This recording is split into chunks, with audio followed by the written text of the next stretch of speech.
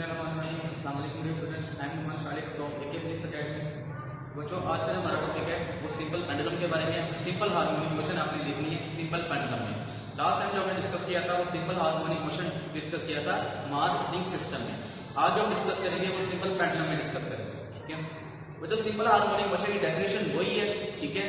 Pendulum के case में आपने समझना है रीस्टोरिंग फोर्स की वैल्यू क्या है, ठीक है। रीस्टोरिंग फोर्स के बाद आपने displacement, velocity, time, velocity, force और एक्सेलरेशन की आपने वैल्यूज निकालनी है मीन पॉइंट पे और एक्सट्रीम पॉइंट पे। बच्चों, लास्ट पे आप देखेंगे टाइम पीरियड के बारे में, ठीक है। वही पॉइंट है, सिर्फ थोड़ा सा फर्क होगा, उस फर्क को आपने समझना है। बच्चों, आर्टिकल स्टार्ट करने से पहले आपने 9th क्लास में एक पढ़ा था article resolution of forces. Resolution of forces में आपने ये डिस्कस किया था कि आपके फोर्स के दो कंपोनेंट्स हैं। एक है आपका Fy का, Fy जो बराबर होता है F into cos of F into sine of angle, और एक आपका होता है x का कंपोनेंट Fx, ये बराबर होता है F into cos of angle, ठीक है। फोर्स के आपके दो कंपोनेंट्स होते हैं, Fy का और Fx का। ये आर्टिकल आपने डिस्कस किया होगा, ये बच्चों यहाँ पे यूज होगा, इसलिए मैं आपको रिवाइज करवा रहा हूँ। तो जो आर्टिकल स्टार्ट करते हैं, अगेन सिंपल हार्मोनिक मोशन के तीन मेन पॉइंट है जो आपने सिंपल पेंडुलम के ऊपर अप्लाई करने हैं। पहला पॉइंट क्या है कि आपका फोर्स और डिस्प्लेसमेंट डायरेक्टली प्रोपोर्शनल है, यानी कि अगर आप फोर्स की वैल्यू ज्यादा करेंगे तो आपका डिस्प्लेसमेंट भी क्या होगा, ज्यादा होगा। ये मतलब मैग्नीट्यूड फॉर्म में है। अगर आप वेक्टर फॉर्म में लेंगे तो आप यहाँ पे मैग्नीट्यूड लगाएंगे, ठीक है। सेकंड पॉइंट क्या है, एक्सेलरेशन डिस्प्लेसमेंट के डायरेक्टली प्रोपोर्शनल है, ठीक है। ये इसका सेकंड पॉइंट है, डेफिनेशन है किसी भी। और थर्ड पॉइंट आप क्या है कि फोर्स और एक्सेलरेशन दोनों डायरेक्टेड है टुवर्ड अ मीन पॉइंट, दोनों की दोनों बॉडी को मीन पॉइंट की तरफ लेके आते हैं, ठीक है। ये तीन पॉइंट आपने पेंडुलम के ऊपर अप्लाई करने हैं। तो जो सिंपल पेंडुलम को फर्ज करें जिसका मास m है, एक स्ट्रिंग के साथ जिसकी लेंथ l है उसके साथ ये अटैच है, ठीक है। वो जो पॉइंट O आपका मीन पॉइंट है, पॉइंट O के ऊपर मास के ऊपर दो फोर्सेस अप्लाई होती है, एक है आपका टेंशन की फोर्स, एक है उसका वेट, ठीक है। और जो ये दोनों की जो डायरेक्शंस हैं वो आपस में ऑपोजिट है। डायरेक्शन ऑपोजिट की वजह से ये बॉडी क्या रहेगा, रेस्ट पे रहेगी, ठीक है। जब आप फोर्स अप्लाई करके मास को पॉइंट O से पॉइंट A के ऊपर लेके जाते हैं तो बॉडी के अंदर एक फोर्स स्टोर होती है जिसे आपने रीस्टोरिंग फोर्स का नाम दिया, ठीक है। कैसे पता चला कि फोर्स आपकी स्टोर हुई है? वो तो जब आप ये जो आपने फोर्स अप्लाई की है इसको जब आप खत्म करेंगे तो बॉडी खुद ब खुद टुवर्ड द मीन पॉइंट क्या करेगा, मूव करेगा। और जब कोई बॉडी मूव करता है तो वो किसी ना किसी फोर्स के अंडर मूव करता है, ठीक है। तो इससे साबित होता है कि जब आप मास को पॉइंट O से पॉइंट A के ऊपर लेके आओगे तो यहाँ पे एक फोर्स स्टोर हो गई है जिसको आपने किसका नाम दिया था, रीस्टोरिंग फोर्स का नाम दिया था, ठीक है। बच्चों, यहाँ पे इस पॉइंट A के ऊपर मास के अंदर एक रीस्टोरिंग फोर्स स्टोर हो गई है, ठीक है। यहाँ पे अगर आप नोट करें, यहाँ पे बच्चों आपका जो वेट है वो डाउनवर्ड होगा, W इक्वल टू mg, ठीक है। बच्चों, वेट के दो कंपोनेंट्स आपके होते हैं, फोर्स है, ठीक है। तो फोर्स के दो कंपोनेंट्स होंगे, एक आपका हो गया F cos ऑफ एंगल और एक आपका हो गया F sin of angle. Clear है? यहाँ तक फोर्स के दो कंपोनेंट्स आपने डिवाइड कर दिए, एक है आपका cos वाला और एक है आपका sin वाला, ठीक है। तो जरा गौर करें, F cos कंपोनेंट और आपका जो टेंशन है, इन दोनों की जो डायरेक्शन है आपस में क्या है, ऑपोजिट है। अगेन ये दोनों एक दूसरे के इफेक्ट को क्या करेंगे, कैंसिल आउट कर देंगे, ठीक है। टेंशन और फोर्स का cos वाला कंपोनेंट एक दूसरे के ऑपोजिट है तो ये एक दूसरे के इफेक्ट को क्या करेंगे, कैंसिल आउट करेंगे। तो आपका बच्चों फोर्स का कौन सा कंपोनेंट बच गया, साइन वाला कंपोनेंट बच गया, ठीक है। यहाँ बेसिकली वैल्यू होती है mg sin ऑफ एंगल। बच्चों, mg sin ऑफ एंगल किस तरफ है? अगर आप गौर करें, mg sin of angle body की मोशन के अलोंग है। बॉडी की मोशन किस तरफ होगी, पॉइंट O से पॉइंट A से पॉइंट O की तरफ, ठीक है। और mg sin ऑफ एंगल किस तरफ है आपका, पॉइंट A से पॉइंट O की तरफ, यानी कि आपकी जो रीस्टोरिंग फोर्स का कंपोनेंट आएगा तो कौन सा होगा, mg sin ऑफ एंगल होगा, ठीक है। F रीस्टोरिंग फोर्स इक्वल होगी mg sin ऑफ एंगल। क्यों साइन आया? क्योंकि साइन की जो फोर्स का साइन कंपोनेंट है उसकी डायरेक्शन और मोशन की डायरेक्शन ये दोनों के दोनों सेम डायरेक्शन में है, यानी कि मोशन उसी तरफ हो रही है जिस तरफ आपका साइन कंपोनेंट है, ठीक है। जिस तरफ आपका cos कंपोनेंट है उस डायरेक्शन में कोई मोशन आपकी नहीं होगी, ठीक है। बल्कि ये टेंशन और cos कंपोनेंट एक दूसरे आउट कर रहे हैं। तो बच्चों दोबारा समझिए, आपका बॉडी यहाँ पे पॉइंट ओ पे आप फोर्स अप्लाई करते हैं, फोर्स अप्लाई करके आप लेके जाते हैं पॉइंट ए के ऊपर। जब आप पॉइंट ए के ऊपर लेके आते हैं तो इस बॉडी के अंदर एक फोर्स होती है जिसे आपने नाम दिया रीस्टोरिंग फोर्स का, और इसकी वैल्यू क्या होगी, F equal to mg sine of angle. जब आप अप्लाइड फोर्स खत्म करेंगे तो ये बॉडी रीस्टोरिंग फोर्स की वजह से किस तरफ मूव करेगा, टुवर्ड द पॉइंट ए की तरफ मूव करेगा। ठीक है, डेफिनेशन क्या है, F directed toward the mean point. ठीक है, तो बच्चों बॉडी आपका मीन पॉइंट की तरफ क्या करेगा, मूव करेगा। ठीक है, यहाँ पे बॉडी आपका स्टॉप नहीं होगा, क्यों नहीं होगा, ड्यू टू इनर्शिया।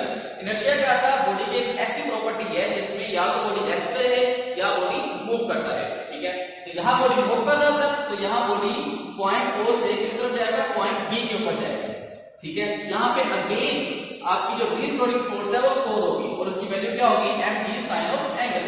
बच्चों यहाँ पे रीस्टोरिंग फोर्स स्टोर है और रीस्टोरिंग फोर्स की डेफिनेशन क्या है कि वो बॉडी को किस तरफ लेके जाएगी, टुवर्ड द मीन पॉइंट लेके जाएगी। तो बॉडी दोबारा किस तरफ मूव करेगा, टुवर्ड द मीन पॉइंट। यहाँ बॉडी अगेन नहीं रुकेगा due to inertia, body inertia की वजह से पॉइंट ओ से पॉइंट ए के ऊपर जाएगा। ठीक है, यहाँ पे अगेन रीस्टोरिंग फोर्स की वैल्यू मैक्सिमम, तो बॉडी किस तरफ जाएगी, टुवर्ड द मीन पॉइंट। ऐसे ही बच्चों आपका बॉडी जो है वो एक्सरसाइज परफॉर्म करता रहेगा। और यहाँ से समझ आ गई, बेसिकली पढ़ा गया है आपने पॉइंट ए के ऊपर आपकी रीस्टोरिंग फोर्स मैक्सिमम है। ठीक है, कैसे मैक्सिमम है बच्चों, रीस्टोरिंग फोर्स आपकी डिस्प्लेसमेंट के डायरेक्ट है। ठीक है, अगर डिस्प्लेसमेंट जीरो हुआ तो फोर्स भी क्या होगी, आपकी जीरो होगी। ठीक है, तो एट मीन पॉइंट से क्या मुराद है आपका, एट मीन पॉइंट, वो जो मीन पॉइंट से क्या मुराद है आपका जो डिस्प्लेसमेंट है वो क्या है, जीरो है।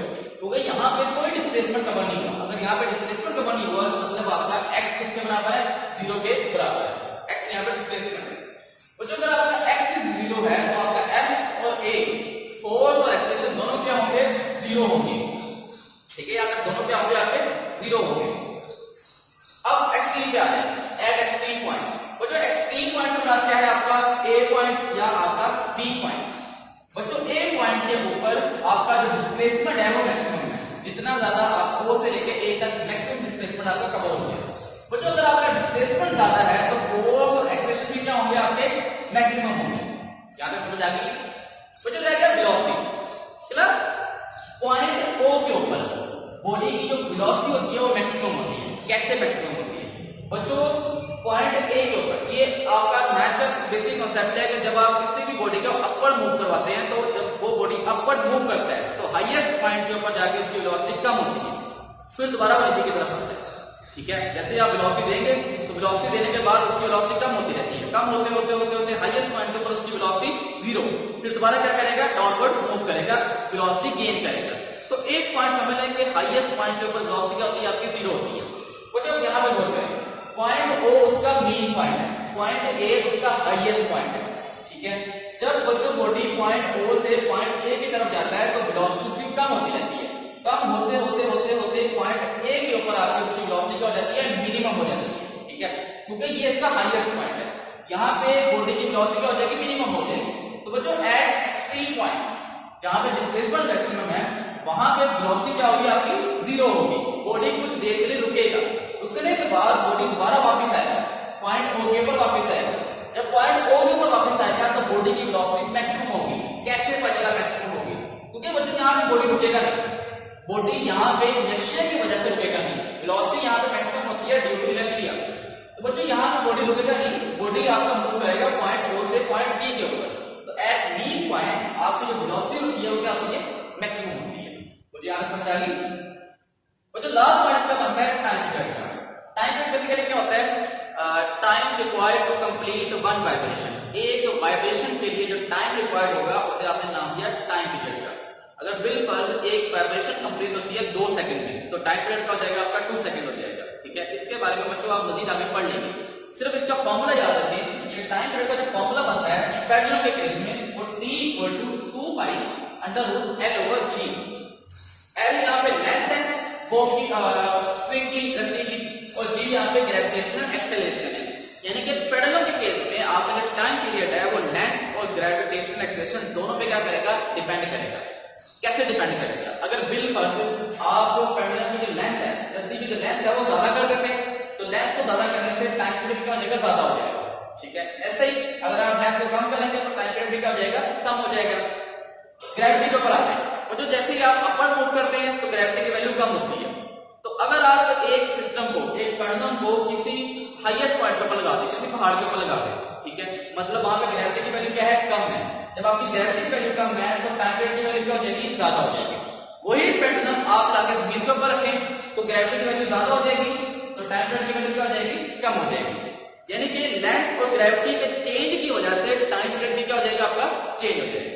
समझा कि बच्चों यहाँ तक? ये फॉर्मूला काफी इंपॉर्टेंट है, शॉर्ट कैसेट में भी आपका ये यूज होगा। तो बच्चों आज आपने सिंपल पेंडुलम को डिस्कस किया है, सिंपल हार्मोनिक मोशन के ऊपर। ठीक है बच्चों, मैंने इसकी दो एग्जांपल डिस्कस किए हैं, एक आपका मास स्प्रिंग सिस्टम, एक आपका सिंपल पेंडुलम। इन दोनों को बच्चों अच्छे से सुनिएगा एक बार। ठीक है, इस आर्टिकल को समझने से पहले आप पहले मास स्प्रिंग सिस्टम एक बार जरूर सुनिए। ठीक है बच्चों, अपना ख्याल रखिएगा, दुआ में याद रखिएगा।